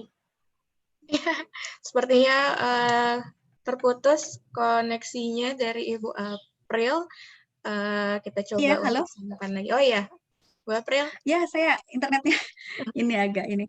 Ya, jadi begitu Bu. Jadi apa namanya mungkin kalau industri rumah tangga dengan takaran resep-resep yang ada di YouTube banyak ya, itu nggak masalah sih saya rasa karena memang bioavailabilitas herbal ini tidak terlalu tinggi asal jumlahnya jangan terlalu banyak sekali gitu yang membuat itu jadi apa ya namanya membahayakan gitu sih. Saya rasa yang dari resep-resep yang ada di internet ataupun di YouTube itu masih tergolong aman kecuali ada beberapa tumbuhan yang mungkin mengeluarkan zat bioaktif yang agak sedikit membahayakan ya secara kalau misalnya kita baca-baca itu agak membahayakan agak kita hindari saya rasa kayak misalnya kalau mungkin kayak dengar rumput Fatima atau apa yang kiranya punya efek yang agak membahayakan lebih baik dihindari. Kalau saya rasa yang umum saja gitu kayak kita akan membuat madu campur herbal ini kayak yang umum ya tadi jahe, lemon, kemudian mungkin habatus sauda gitu. Jadi kita cari yang agak umum gitu. Kalau mau yang baru atau zat aktifnya baru perlu konsultasi saya rasa untuk agar lebih aman gitu Bu. Gitu Bu. Oke, terima kasih. Bagaimana Bu Kartika? Sudah Ya, oke? Oke, terima kasih ya. Ya, terima kasih Ibu. Kemudian ada lagi Bapak Ibu atau teman-teman yang ingin bertanya atau bagaimana pertanyaan di Q&A? Apakah sudah ada lagi? Silakan ditayangkan. Tadi kayaknya ada tentang pelatihan CBOB di FT gitu kalau nggak salah Pak. Oh, oke. Belum ada ya Mbak ya. Apakah FTUI telah melaksanakan pelatihan CPPOB? Belum ada Belum ada ya kayaknya. apa belum ada ya rasanya. Alhamdulillah. Bisa pengemas selanjutnya mungkin ketika ini mungkin kalau sudah kondisi pandemi ini bisa juga ada pelatihan terkait ini ya. Akan sangat berguna sekali ya sepertinya untuk industri rumah tangga ya mungkin atau enggak juga aspek-aspek legalnya itu sendiri juga saya sendiri juga kalau karena tidak terjun langsung juga banyak tidak tahu gitu harus bagaimana step-stepnya untuk memperoleh izin edar atau untuk memperoleh apa namanya apa ya semacam kita boleh menuliskan label gitu yang paling baru tahu memang kayak sertifikasi halal kalau memang kita mau mencantumkan halal berarti memang harus sertifikasi halal gitu dan memang untuk industri rumah tangga di awal waktu untuk sertifikasi itu agak berat ya di biaya saya rasa ya jadi kalau di awal mungkin kalau kita sudah berusaha kita menggunakan produksinya baik dan kita menjamin kita apa ya punya integritas lah ya karena kita tahu ini akan dikonsumsi oleh tetangga kita atau saudara-saudara kita mungkin di tempat lain. Jadi kita berusaha memproduksi dengan yang baik itu mungkin belum memerlukan sertifikat itu gitu kayak misalnya sertifikat apa namanya izin edar BPOM atau standar ya standar SNI misalnya kita ingin madu kita terstandar gitu. Di awal waktu mungkin kita di awal tidak perlu dulu gitu. Jadi asal kita sudah memperhatikan tadi aspek-aspek pengolahan yang baik terhadap bahan pangan dan sebagainya. Gitu. Oke, baik. Terima kasih atas jawabannya Bu April. Kemudian pertanyaan yang lainnya adalah, saya pernah mendengar bahwa ada kandungan madu yang akan rusak jika dipanasi hingga 40 derajat. Bagaimana cara pencampuran madu untuk makanan dan minuman agar masih memiliki manfaat madu itu sendiri? Bagaimana, Bu? Ya, betul tadi sudah sama sebenarnya terjawab dari yang pertanyaan tadi ya. Jadi memang suhu 40 sebenarnya tidak terlalu merusak. Mungkin ada sedikit yang rusak gitu, tapi tidak separah kalau suhunya lebih tinggi lagi. Tapi kalau 40 kan kayak area-area Timur Tengah juga suhunya sekitar 40 ya kalau musim panas gitu ya. Jadi mungkin tidak terlalu yang merusak banget, tapi memang akan ada sedikit kalau lama kondisi 40 derajat itu lama pasti akan merusak gitu. Ketika kita menyimpan di suhu ruang dalam waktu yang lama pun ada memang indikasinya akan ada kerusakan juga karena memang kan madu juga apa namanya walaupun kadar gulanya tinggi dan sebagainya memang itu produk natural ya pasti ada kerusakan tapi kalau apa namanya di suhu ruang bisa ya dalam jangka waktu yang lama lah tahun misalnya. Tapi ketika suhunya 40 derajat ya bisa hitungan berapa kalau misalnya hitungan bulan ataupun apa hari itu mungkin yang lebih panjang itu juga bisa merusak gitu. Ketika kita ingin mencampurkan madu agar masih memiliki manfaat madu itu sendiri, tadi bisa dengan proses itu ya seperti tadi ya Bu ya jadi dicampur langsung dengan apa namanya jus atau apa yang masih rohani gitu. Tapi memang kita harus memperhatikan masa simpan dari produk-produk kita gitu. Kalau misalnya kita inginkan hanya untuk membuat minuman yang hanya 2-3 hari bisa habis oleh konsumen, nggak masalah sih saya rasa. Jadi kita nggak perlu pakai yang pemanasan tinggi atau apa. Jadi jus dengan suhu ruang biasa tambah es malah mungkin jadi lebih apa namanya produksinya lebih apa namanya tapi dengan waktu yang singkat gitu ya. Jadi penyimpanannya singkat dan langsung dikonsumsi itu nggak masalah sih saya rasa untuk membuat makanan minuman untuk memiliki manfaat madu itu sendiri. Tapi kalau memang kayak dibuat usaha yang lebih besar lagi, misalnya perlu sterilisasi, pasteurisasi dan sebagainya, pasti akan ada sedikit yang hilang. Tapi kalau kita tadi misalnya melakukan mix dengan beberapa komponen-komponen dari tanaman yang lain atau bioaktif komponen yang lain dari tanaman yang lain, saya rasa manfaat madu dan manfaat yang lain itu bisa saling bersinergi gitu. Jadi nggak masalah juga misalnya kalau misalnya kita mau memproduksi yang jumlahnya besar dan agak jauh apa distribusinya gitu ya, itu bisa dengan pasteurisasi. Jadi dipasteurisasi. Tapi kalau misalnya kita mencampurkan untuk dikonsumsi sehari-hari gitu kan, kadang-kadang ada yang mencampurkan madu dengan air hangat ya. Nah, itu apakah masih oke gitu ya untuk pencampuran madu dengan air hangat? Karena beberapa ada juga gitu yang bilang, oh ini jangan dicampur dengan air panas, air hangat gitu. Kalau mungkin air panas ya yang enggak ya. Iya betul Mbak. Tapi air hangat, yang hangat kuku gitu ya itu. Kuku. Kalau hangat-hangat kuku mungkin sekitar 50 derajat mungkin lah ya Mbak, 50-60 lah ya kayaknya. Jadi tidak terlalu masalah apalagi kan sebentar ya kalau misalnya kita ini usahakan membuat airnya dihangatkan sudah kita bisa memegang dan meminum, baru kita tambahkan madu mix, misalnya madu mix lemon tadi ditambahkan itu bisa sih seperti itu. Jadi jangan nyeduh kopi gitu ya. Kalau langsung kayak susu bubuk dituang air panas mungkin ya agak ini ya. Oh iya betul. Baik, terima kasih Bu April. Kemudian ini apakah ada regulasi pemerintah untuk mempercepat perkembangan dan mengawasi keamanan pangan fungsional di Indonesia, seperti halnya FOSHU di Jepang. Bagaimana inisiatif untuk mengintegrasikan perguruan tinggi dan lembaga penelitian untuk mengembangkan pangan tradisional sebagai modal utama ketahanan pangan tradisional? Kira-kira bagaimana, Mbak? Jadi saat ini regulasinya memang di BPOM ada diatur untuk pangan fungsional ini ya, tapi apa ya namanya, untuk mempercepat perkembangannya, sepertinya kayak di Kemenperin dan sebagainya akan ada fokus-fokus ya tiap tahunnya gitu. Saat ini saya rasa herbal memang menjadi fokus utama ya. Jadi mungkin kita FOSHU ini bisa sedikit-sedikit nyerempet ke arah imun modulator gitu, kayak untuk peningkatan imun gitu ya.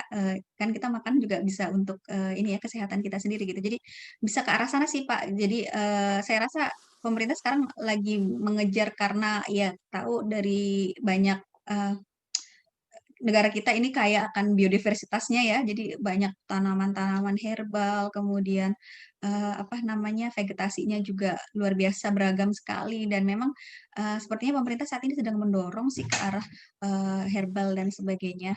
Nah, mungkin penggunaan herbal ini bisa di ini apa namanya, untuk diserempetkan ke FOSU mungkin ya ke arah tadi imun modulator gitu, jadi untuk peningkatan sistem imun gitu. Tapi memang kalau saya belum terlalu tahu ya kalau sampai didorong sekali untuk pangan fungsional ini gitu. Tapi memang saya rasa karena tadi kombinasi ya FOSU ini dengan herbal ini kalau di Indonesia sepertinya sangat bersinggungan gitu ya. Jadi saya rasa bisa di ini ya nanti mungkin kalau misalnya dari perguruan tinggi bisa mengarahkan ke sana juga membantu mengarahkan ke sana, saya rasa juga bagus sih begitu. Bagaimana inisiatif untuk mengintegrasikan perguruan tinggi dan lembaga penelitian? Saat ini apa ya, banyak sekali hibah-hibah dari pemerintah yang memang diperuntukkan untuk riset dari perguruan tinggi ini dihilirisasi gitu, jadi dijadikan produk gitu. Jadi saya rasa kalau para peneliti dan dosen-dosen di perguruan tinggi pasti akan melihat sumber daya bahan bakunya ini memang tersedia banyak dan atau mungkin tidak terlalu banyak apa ya, dimanfaatkan di Indonesia ini menjadi satu bahan baku yang ke arah situ itu gitu. Jadi untuk hibah-hibah yang dibuat oleh pemerintah ini. Jadi memang sinerginya seperti pemerintah untuk peneliti itu memberikan hibah penelitian, kemudian apa namanya, dibawa ke lembaga yang mau menghilirisasi produk tersebut. Jadi menjadikannya produk yang bisa langsung dipakai oleh masyarakat gitu. Nah, itu hibah-hibah itu sekarang banyak sekali gitu. Jadi mungkin itu sih ya proses integrasinya antara pemerintah, kemudian peneliti, kemudian apa produsen makanan gitu. Gitu, Jim. Ya. Seperti itu sih. Oke, baik. Terima kasih. Ada lagi pertanyaan? Mungkin yang ingin bertanya secara langsung boleh menyalakan mikrofonnya.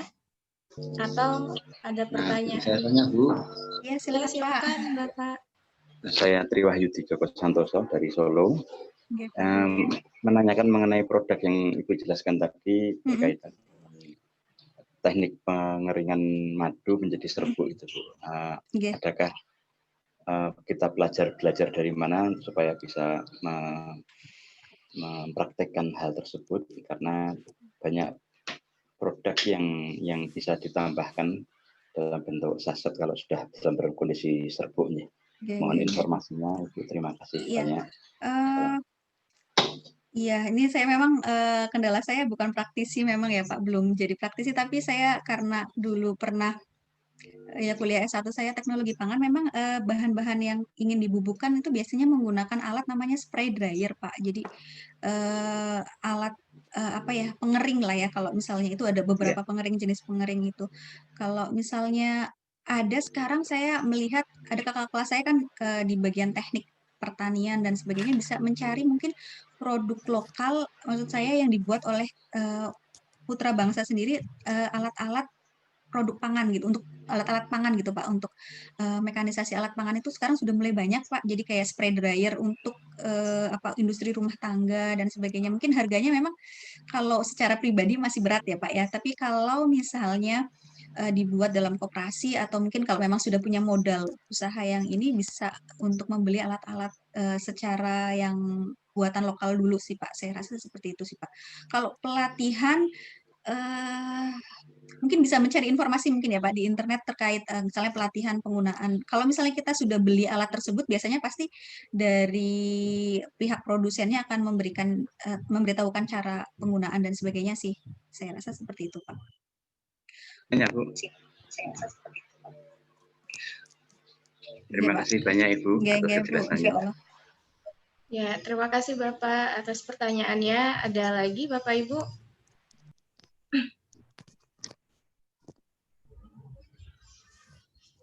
Kalau tidak ada, kita lihat di Q&A gimana, panitia?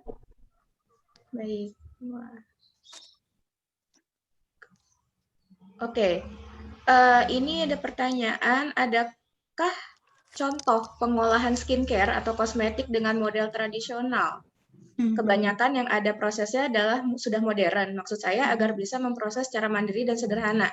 Oke, dari Pak Agus Priyadi, Jawa Timur. Iya, banyak Pak sekarang kalau kita di internet itu kita cek aja kayak misalnya homemade atau misalnya apa ya namanya DIY kalau istilahnya do it yourself gitu ya, misalnya itu terkait skincare gitu, misalnya pelembab bibir atau misalnya yang body butter atau masker gitu ya.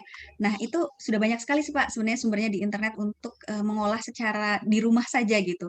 Nah itu memang sedikit kita di awal butuh, kalau mau mengembangkan produk mungkin butuh sejenis, kalau di perusahaan mungkin R&D ya gitu, jadi research and development gitu, jadi mendevelop atau mengembangkan produk baru misalnya itu dicoba dulu gitu sama sendiri, bisa sih kayak misalnya bikin body butter itu bisa menambahkan dengan VCO, ditambahkan beeswax gitu yang apa namanya yang sudah jadi ya sudah di beeswaxnya yang sudah diolah, maksudnya yang sudah dipisahkan, kemudian ditambahkan VCO ataupun kalau di luar biasanya pakai minyak zaitun gitu ya, kalau yang sering untuk apa namanya untuk aplikasi di skincare biasanya pakai minyak zaitun, tapi saya rasa kalau kita pakai minyak kelapa tidak masalah juga gitu.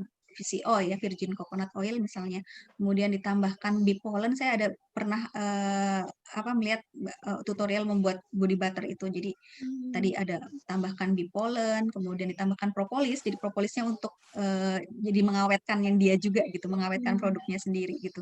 Ditambah madu. Jadi madunya itu karena madu ini punyai apa tegangan permukaannya ini lumayan tinggi ya. Jadi dia memang sebagai humektan bisa memberikan efek efek moist gitu apa ya lembab gitu di kulit gitu Pak Agus. Jadi mungkin bisa belajar mandiri di internet, mungkin kalau biasanya kali ini yang nyari-nyari ibu-ibu sih yang aktif ya kalau skincare gitu ya. Dan sekarang banyak sekali homemade skincare gitu atau apa itu tutorialnya banyak juga Pak gitu. Oke, tapi apa itu kalau mau dikomersialisasi itu tetap harus melewati jalur-jalur yang tadi ya Bu ya, walaupun itu sudah bisa dibuat sendiri gitu di rumah dalam skala rumahan, tapi untuk dikomersialisasi tetap harus mengikuti tahap-tahap seperti tadi ya, tentang aspek legalitas dan segala macamnya. Iya betul. Oke, baik. Kemudian pertanyaan berikutnya adalah berapa batas suhu untuk dehumidifier madu agar kadar abu dalam madu tidak tinggi? Kalau secara praktis saya sebenarnya belum pernah melakukan sendiri ya, tapi kalau baca-baca mungkin sekitar, kalau kan kita mungkin kalau di rumah tangga pakainya AC gitu ya, dehumidifier pakai AC saja gitu, misalnya suhu 16 derajat Celcius kemudian 30 menit gitu ya Pak ya. Cuman kalau agar kadar madu di dalam abunya tidak terlalu tinggi, saya kurang tahu ada kaitannya kadar abu dengan proses humidifier ini. Karena kadar madu ini kan sebenarnya dari mineral ya, mineral yang terdapat di dalam madu. Apa namanya? Saya kurang tahu adakah korelasi apakah memang kadar madu dengan proses humidifikasi ini. Dehumidifikasi ini itu, mohon maaf Pak untuk itu. Tapi saya yang kalau misalnya aplikasi di rumah tangga biasanya pakai AC dan sebagainya ya, kalau dengan suhu sekitar 16 derajat Celcius, tapi kurang tahu kalau kaitannya dengan kadar abunya ya. Iya, betul. Oke, terima kasih Bu April. Kemudian pertanyaan selanjutnya adalah apakah ada perubahan enzim produk lebah, misal propolis atau bipolen jika ada penambahan essential oil dalam pengolahan produk kesehatan? Kalau perubahan enzim yang dimaksud ini maksudnya rusak atau bagaimana ya mungkin ya? Mungkin Iya, atau ya, kalau, menjadi berubah enzimnya gitu? Kalau berubah bentuk. Enggak lah ya. Kalau berubah kayaknya. bentuk kayaknya nggak ada ya, cuman mungkin kalau rusak dan sebagainya, sebenarnya essential oil biasanya penambahannya juga sangat sedikit sih, saya rasa tidak ada ya. Biasa enzim juga pengaruhnya itu lebih ke suhu ya. Suhu ya, kalau kalau masih ada sih ada ya, mungkin maksudnya hanya pencampurannya kalau misalnya minyaknya terlalu banyak atau sebagainya. Kalau kan enzim ini kan dari asam amino juga, kalau ada yang lebih larut air, ada yang lebih larut minyak gitu ya. Jadi mungkin hanya di situ saja sih, saya rasa tidak ada kaitannya dengan kerusakan ya rasanya. Apalagi kayaknya essential oil sedikit ya. Sedikit ya. Karena Biasanya setetes tidak. saja sudah cukup. Biasanya sih. Iya. Baik, terima kasih. Ada lagi atau Bapak Ibu yang ingin bertanya secara langsung, silakan menyalakan mikrofonnya dan menyebutkan namanya sebelum saya lanjutkan ke pertanyaan yang ada di Q&A. Kalau tidak ada dari Bapak Ibu, ada kita lihat di Q&A lagi. Oke, ada 2 pertanyaan lagi, yaitu ketika kita membuat produk dari madu atau campuran herbal, kemana kita bisa mengetahui nilai gizi produk yang kita buat? Kita membuat produk dari madu dan campuran herbal. Jadi, bagaimana kita bisa mengetahui nilai gizinya itu, ada kandungan apa saja? Mungkin harus diujikan. Gitu. Oh, maksudnya pengujian ya? Iya, mungkin. Oke. Kalau lab uji banyak sih Ibu Bapak. Jadi kalau lab uji di Indonesia ini banyak sekali yang menerima sampel-sampel terkait nilai gizi ya. Nilai gizi ini berarti terkait karbohidrat, protein, lemak ya. Setahu saya kalau antioksidan dan sebagainya biasanya bukan berkaitan dengan nilai gizi ya. Jadi antioksidan, antimikroba dan sebagainya ini tidak berkaitan dengan nilai gizi. Nilai gizi ini yang berkaitan dengan kebutuhan primer manusia sih, biasanya seperti karbohidrat, protein, biasanya kadar lemak vitamin, gitu, vitamin gitu ya juga. Jadi kalau untuk mengetahui nilai gizinya ini bisa ke lembaga lab uji yang tersedia di IPB. Oh, di FT bisa, Mbak? FT yang labnya pakai nih kemarin kan untuk labnya pakai pengujian. Untuk pengujian keaslian madu ya. Oh, keaslian madu. Jadi bisa juga untuk cek antioksidan.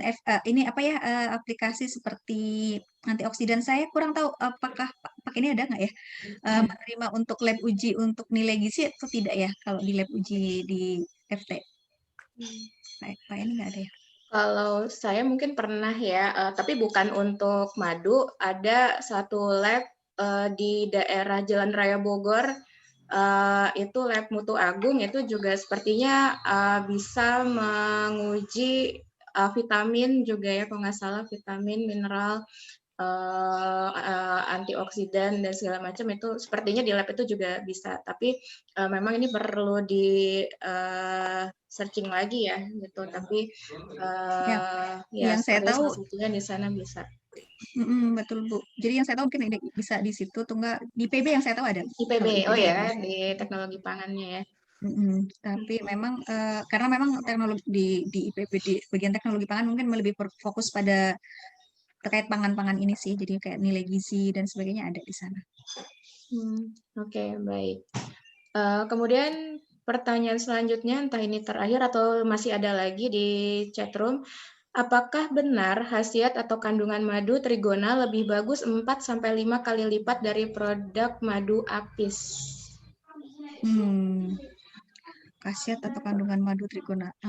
Saya tidak bisa menyatakan itu lebih 4-5 kali lipat lebih bagus ya, karena memang itu terkait sekali dengan vegetasi juga ya. Jadi bagaimana si lebah ini mengambil nektarnya di mana, kemudian apa tumbuhannya seperti apa, saya rasa kayaknya ini ya pasti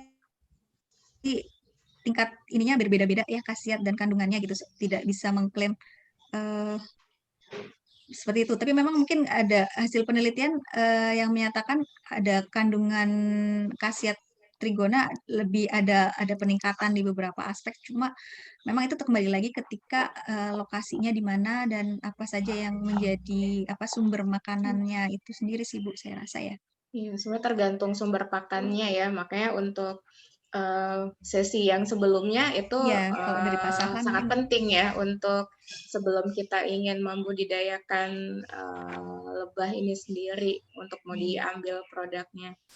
Iya, betul. Dan kondisi lingkungannya juga sepertinya ya. Kemudian tadi untuk yang nilai gizi mungkin apa namanya tidak terlalu sulit sih saya rasa, banyak sekali yang menyediakan dan relatif tidak terlalu mahal karena kayak kadar karbohidrat, kadar protein dan ini masih menggunakan sistem analisis yang sederhana, tidak terlalu yang rumit. Jadi saya rasa tidak terlalu mahal ya, dan jadi mudah terjangkau lah kalau untuk nilai gizi dan sebagainya. Tapi mungkin kalau yang kayak lebih ke arah zat ini ada apa di dalamnya dan sebagainya mungkin agak lebih kesulitannya tinggi, biasanya agak mahal di situ sih gitu. Oh iya, betul sekali. Kemudian bagaimana, ada lagi Bapak Ibu yang ingin bertanya atau di Q&A ada lagi? Kemudian kalau tidak salah nanti akan masih sedang direncanakan untuk workshop lanjutan dari lebah apa namanya lebih ke arah praktikal kalau tidak salah ya. Tapi nanti mungkin akan disampaikan selanjutnya mungkin ya. Di seri-seri selanjutnya ya Mbak. Iya, mungkin. Ini jadi sekarang sesi saya sesi penutup untuk yang lebah ini. Nanti akan dilanjutkan terkait pengolahan sampah dan sebagainya untuk rumah tangga. Oke, baik. Ini sepertinya ada yang raise hand. Iya, saya tidak bisa melihat siapa. Silakan Bapak atau Ibu yang ingin bertanya, dinyalakan mikrofonnya.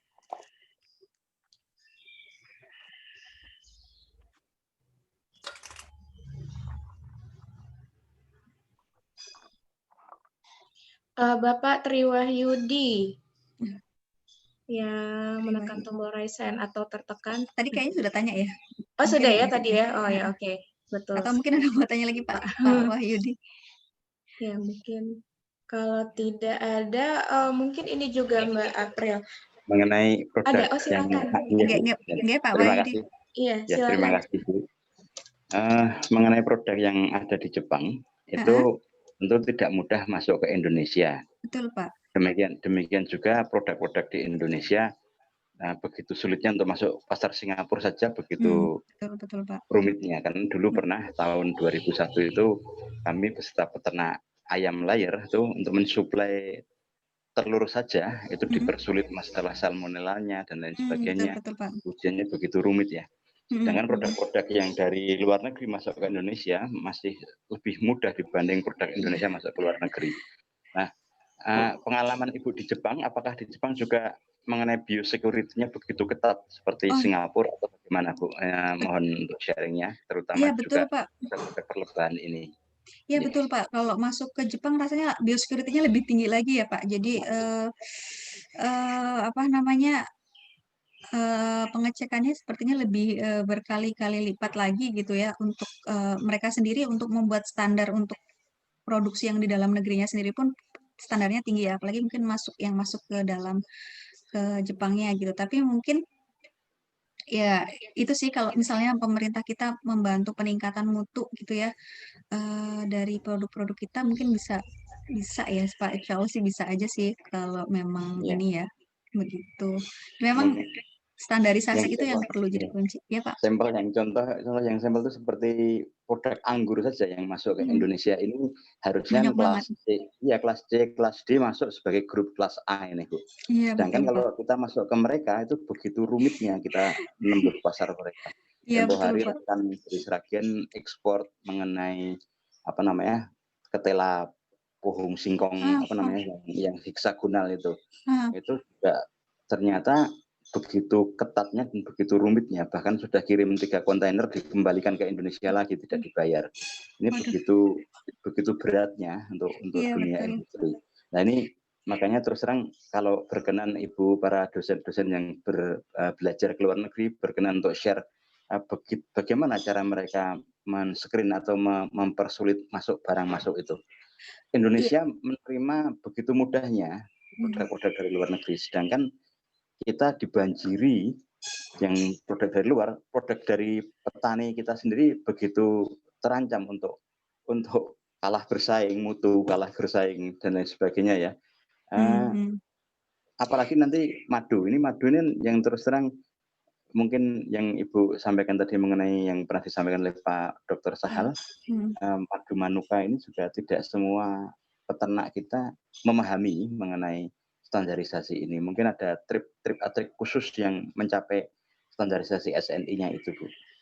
Iya, Pak. Jadi memang ya kalau regulasi memang terkait ke pemerintah ya untuk kita melindungi proteksi produk dalam negeri sendiri itu memang tugas pemerintah ya untuk ini ya mungkin nanti ini tugas PR juga para akademisi untuk memberikan masukan juga ke pemerintah terkait proteksi produk-produk dalam negeri kita gitu. Memang karena sekarang sudah zamannya pasar global ini apa ya mau tidak mau kita memang akan masuk ke area arus di mana produk-produk dari luar tuh dengan mudahnya dapat kita peroleh gitu. Kalau di Jepang sendiri memang apa namanya kayak saya jarang sekali menemukan pisang dari Indonesia gitu. Padahal kita banyak sekali produksi pisang ya. Jadi yang saya lihat malah banyakan dari Filipina, kemudian buah-buahan yang bagus memang terkenal dari Thailand gitu ya.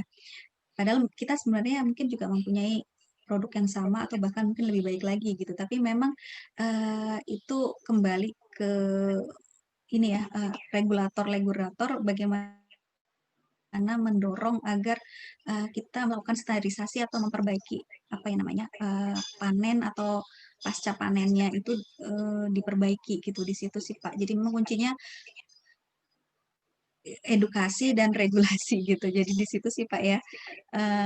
Kalau di Thailand itu saya rasa memang pemerintahnya itu benar-benar apa ya ini sekali ya mendorong sekali untuk peningkatan apa namanya komoditas mereka agar memang go internasional gitu dan kayak halal institutnya sendiri mereka punya ya di Thailand itu ada saking concernnya untuk mereka menjual ke komunitas muslim ya yang terbesar kan sebenarnya negara-negara Islam ini mempunyai penduduk-penduduk yang besar gitu jadi mungkin mereka sadar bahwa ya itu halal itu perlu dijadikan sebagai ini ya acuan juga gitu jadi memang regulasi dan edukasi yang jadi kunci sih Pak ya tadi ya jadi kalau misalnya kita ada di komunitas madu ini tadi saya senang sekali ngeliat WA-nya tuh aktif sekali gitu dan orangnya tidak ini ya tidak pelit ilmu gitu jadi mungkin mulai dari situ ya Pak ya jadi komunitas saling bersinergi untuk sama-sama membuat produk yang baik gitu jangan hanya ini orientasinya khawatirnya kalau orientasinya hanya bisnis mungkin ya memperoleh keuntungan sebesar-besarnya dengan produksi yang seminim-minimnya kan memang seperti itu. Tapi kalau kita mungkin samakan persepsi untuk menghasilkan produk yang berkualitas sehingga semuanya merasa apa ya nyaman dan tenang mungkin itu dari situ dulu mungkin ya Pak ya dari komunitas kemudian sambil terus belajar misalnya meningkatkan kapasitas gitu misalnya ya tadi itu ada informasi nggak ya untuk ini apa biar madu kita ini kadar airnya lebih rendah gitu nggak karena kan di Indonesia kan humiditasnya tinggi ya Pak jadi mungkin kendala kadar madu Indonesia mungkin agak lebih tinggi dibandingkan yang standar gitu misalnya atau mungkin penyimpanannya yang tidak ini gitu dan itu mungkin perlu kayak kita sendiri kayak saya sendiri sebenarnya juga masih belum terlalu ngerti tentang produk madu dan ini perlu belajar lagi lah gitu misalnya tanya ataupun baca-baca karena sekarang di source di internet atau sumber internet banyak sekali sih Pak. Begitu. Ya. Terima kasih banyak Bu. Ya, memang banyak tanggung jawab pemerintah yang belum terselesaikan termasuk juga seperti yang diberikan contoh oleh Jepang. Jepang itu ikan koi saja begitu mereka lindungi dan begitu mereka proteksi bagi petani ikannya. Sehingga sampai pada saat harga jatuh pun pemerintah turun tangan langsung mensubsidi silang. Iya, juga betul. termasuk seperti di Malaysia. Malaysia itu juga protektif sekali terhadap pengusaha-pengusaha sehingga potensi masyarakat jauh lebih maksimal. Nah, Betul, Pak. mudah-mudahan pemerintahan kita pun juga akan Amin. seperti itu. Ya. Ya, Terima kita kasih berharap banyak saja. kami Insya Allah, aturkan Pak, ya. kepada para pembicara dan juga para panelis yang di workshop secara global dari UI. Memang sangat-sangat membantu masyarakat. Amin. Matur sembah nuwun. Oke, Pak. Terima kasih Bapak Triwahyudi. Sepertinya sudah tidak ada pertanyaan lagi ya dari panitia, sudah tidak ada sepertinya di chatroom. Dan juga waktunya juga sudah hampir habis. Mungkin terakhir Bu April bisa memberikan closing statement untuk serial kali ini. Iya, baik, Bu. Ya, jadi terima kasih atas antusiasme semua peserta dari awal sampai terkait lebah ini ya. Jadi nanti masih ada tapi jangan sampai ini berhenti di sini terkait sampah gini juga menjadi concern atau apa ya yang perlu kita perhatikan ya ke depannya gitu. Jadi bagaimana kita fokus juga ke arah sampah nanti karena saya melihat sampah di Indonesia sudah hampir tidak terkendali kalau melihat sampah-sampah di pinggir-pinggir jalan itu. Jadi harapannya nanti tetap berlanjut gitu. Kemudian terkait produk-produk turunan ini masih sangat terbuka lebar sekali pangsa pasar di Indonesia selain karena kita juga jumlah penduduknya banyak, kemudian edukasi terkait manfaat produk-produk turunan lebah masih sedikit. Jadi mungkin ketika kita nanti mau berusaha menjual ataupun mengkomersialisasikan perlu yang dilakukan adalah melakukan edukasi dulu gitu terkait efek madu misalnya yang bisa baik untuk orang yang cenderung gula darahnya cepat meningkat gitu ya karena memang ada istilah indeks glikemiknya ini lebih rendah gitu ya. Kemudian juga edukasi tadi ini dibarengi juga dengan kita sebagai produsen ataupun petani gitu, petani madunya atau petani lebahnya ini melakukan cara penanganan dan cara pengolahan produksi yang baik gitu, insya Allah sambil belajar terus. Seperti itu sih Bu. Terima kasih banyak. Masih banyak PR-nya ya untuk semuanya gitu, untuk bisa mengedukasi masyarakat untuk ya terkait dengan lebah dan produk-produknya. Ini PR untuk para peneliti, dosen dan akademisi ya. Baik, terima kasih Bu April atas sharing ilmunya. Semoga bermanfaat untuk kita semua. Tapi Bapak Ibu, seperti yang tadi Bu April sudah sampaikan, memang sesi kali ini adalah sesi terakhir untuk lebah. Tapi karena kita serial workshop untuk terkait dengan lebah dan sampah rumah tangga, apa sih kaitannya sampah rumah tangga dengan lebah? Nah, ini nanti bisa kita lihat di sesi berikutnya, nanti siang, itu nanti ada mengenai pengolahan sampah organik untuk sebagai petani, peternak lebah, kan kemarin sudah diperlihatkan atau diberitahu juga tentang tumbuhan-tumbuhan apa yang bisa dijadikan pakan lebah. Nah, untuk bisa menumbuhkan tanaman-tanaman untuk nanti lebahnya bisa mencari makan di sekitar kita, maka kita perlu adanya nutrisi untuk si tumbuhan itu sendiri. Misalkan dengan menggunakan pupuk. Nah, pupuk ini tidak harus kita beli secara tidak harus kita beli di toko-toko, tapi kita bisa buat sendiri. Nah, dari sampah rumah tangga yang kita hasilkan sehari-hari. Nah, nanti lebih lengkapnya kita bisa dengarkan pemaparan dari Pak Cecep dari Direktur Holistika Institute jam 13. Jangan lupa tetap terus menghadiri serial workshop ini sampai terakhir. Kemudian nanti di akhir, di sesi paling terakhir, pada tanggal 31 Oktober ya, tanggal 7 ya, 7 November itu juga ada bagaimana kita mengelola keuangan untuk bagi yang memang ingin melakukan usaha dalam skala kecil. gitu. Baik, sekali lagi saya ucapkan terima kasih kepada Bu April dan Bapak Ibu yang sudah berpartisipasi pada hari ini. Saya tutup. Kemudian sebelum workshop ini ditutup, saya kembalikan ke MC. Silakan, Mas Bregas. Terima kasih Bu Afi atas kesempatannya. Saya sebagai MC ingin kembali mengucapkan terima kasih kepada seluruh peserta atas partisipasi pada serial workshop seri 3 sesi 1 pada kali ini. Dan saya ingin mengingatkan kembali apa yang telah dijelaskan Bu Afi, bahwa pada sesi 2, yaitu nanti siang pada jam 1, itu kita akan membahas mengenai pengolahan sampah organik. Jadi untuk peserta diharapkan untuk hadir kembali.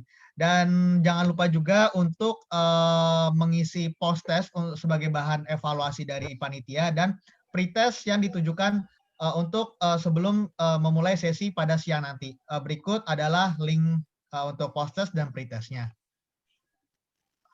Oke, terima kasih. Dan mungkin sebelum mengakhiri workshop kali ini, alangkah baiknya kita berfoto terlebih dahulu. Jadi dimohon untuk para peserta untuk menyalakan kameranya.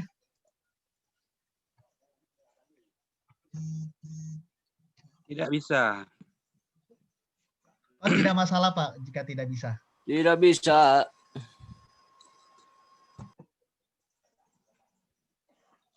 Oke, total di saya itu ada 2 bagian, jadinya nanti tolong ditahan sampai saya foto kedua bagian tersebut.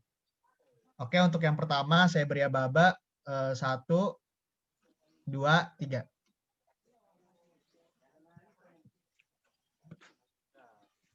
Oke, sudah kembali.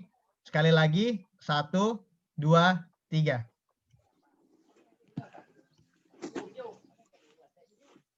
Oke, sudah. Terima kasih kembali kepada seluruh peserta dan jangan lupa untuk hadir pada workshop selanjutnya yaitu pada pukul 1 siang.